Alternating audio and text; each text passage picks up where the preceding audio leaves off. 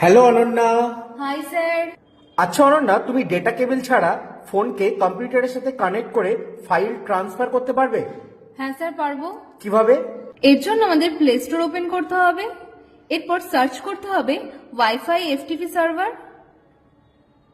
এরপর এই অ্যাপ্লিকেশনটি ইনস্টল করে নিতে হবে। এরপর এই অ্যাপ্লিকেশনটি ওপেন করতে হবে। এরপর এখানে স্টার্ট বাটনে ক্লিক করতে হবে। এখানে আমাদের এই অপশনটিকে অ্যালাউ করতে হবে। এখানে আমাদের একটি সার্ভার ইউআরএল দেখাবে। এরপর আমাদের কম্পিউটারের দিস পিসি ওপেন করতে হবে।